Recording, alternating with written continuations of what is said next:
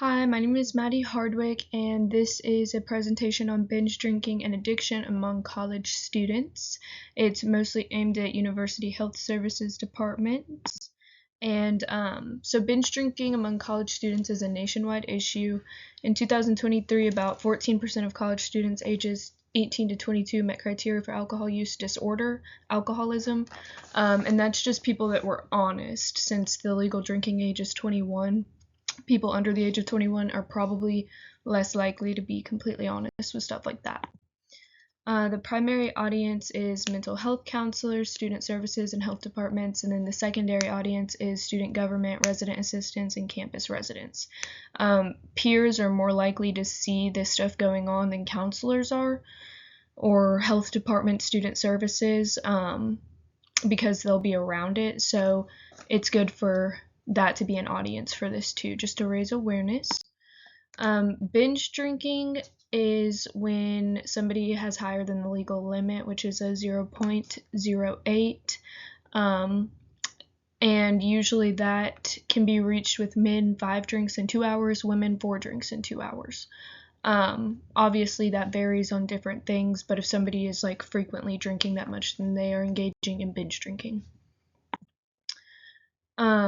A recommendation for schools is identifying high-risk groups, mental health, stress, in a fraternity or sorority, and family background. So people are more likely, when they are mentally ill and have like serious psychiatric disorders, to self-medicate with alcohol or drugs. Almost half of people who have a serious psychiatric illness also have a co-occurring substance use disorder. That was found in 2022. And Journal of Adolescent Health showed that fraternity members who lived in the fraternity house for at least one semester had met criteria for alcohol use disorder by 35. And studies have found that 45% of men who were fraternity members at 35 reported that they developed 2 or more symptoms of alcoholism. So being in a fraternity and sorority, parties are a part of that Greek life, so they are more susceptible as they engage in more drinking infrequently.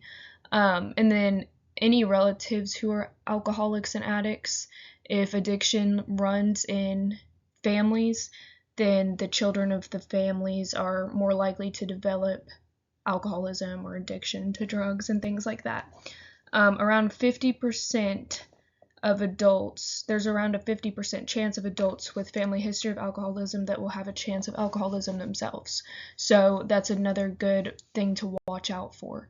And then this is an example of a line graph created by alcohol.org. So it shows that the percentage of binge drinking in the first year of drinking, 18 to 20, is the highest. And that's college age. And then this is an example pie chart from Harvard University. So there's non-binge drinkers, occasional binge drinker, frequent binge drinker, and 21% is a lot to be binge drinking at a very young age, especially. And the reason that this is such a big issue is because not only for addiction reasons, but it's very bad for your health, mental and physical, and it can cause academic decline and risky behaviors, just worse decisions can be made. So I think it's like a very good